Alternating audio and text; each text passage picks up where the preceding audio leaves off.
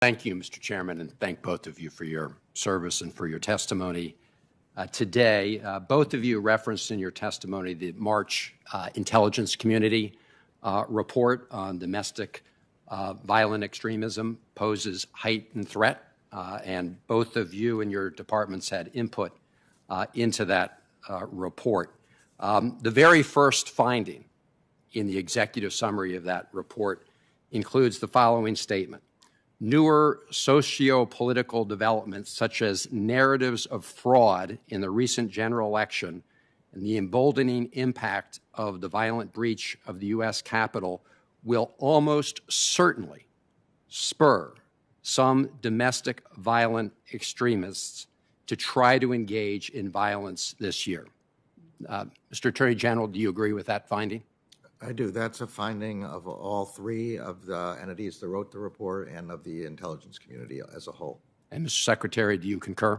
I do as well, Senator. Well, Senator Shaheen raised this issue, and I really don't think we can just gloss over it.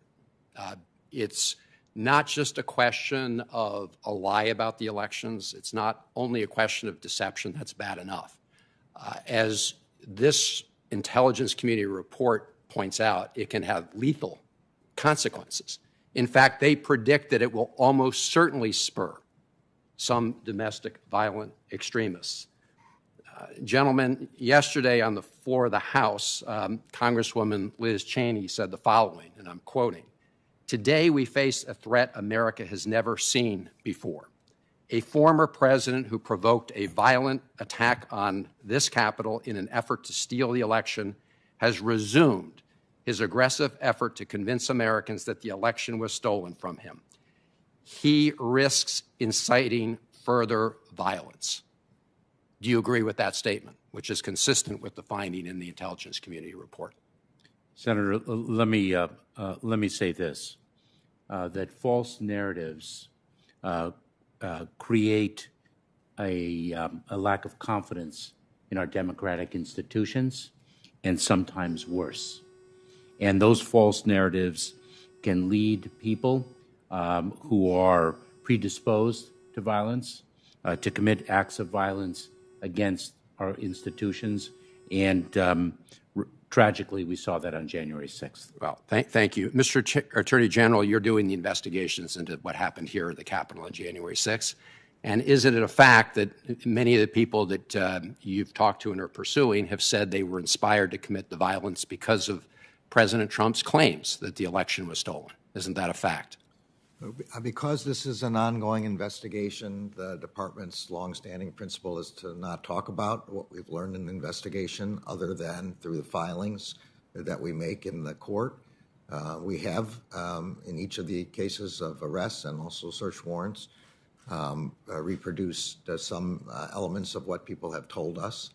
And I think that's the place to look, but I don't think it's an appropriate thing for me as supervising those prosecutions to make any comments outside of the court record. Well, much of this is in the public domain.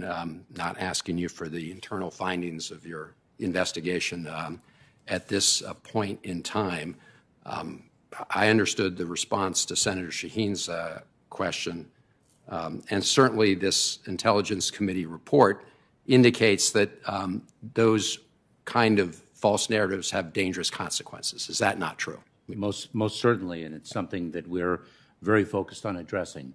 False narratives, as I mentioned, create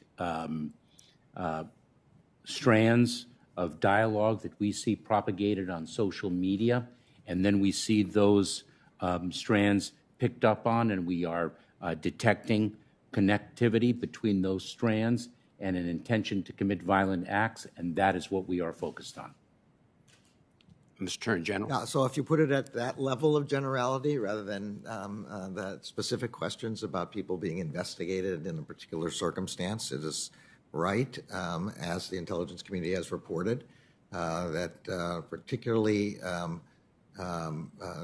those who end up committing acts of domestic violence get ideas from the internet and from statements, and where there are false narratives and false statements, those are the kind of things that can, depending upon the person in the end who acts out, lead to violence.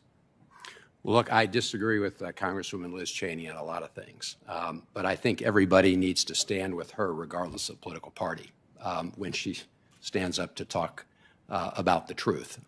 And what she is saying in her floor remarks squares fully with the finding from this intelligence community report that both your departments participated in. And the report it's not ambiguous here.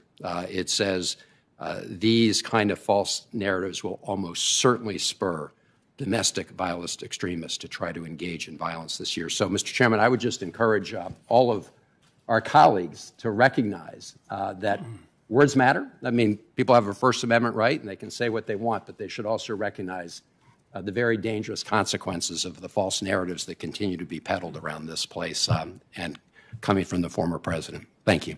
Thank you. And I thank all the witnesses who are here today and our committee members who are here.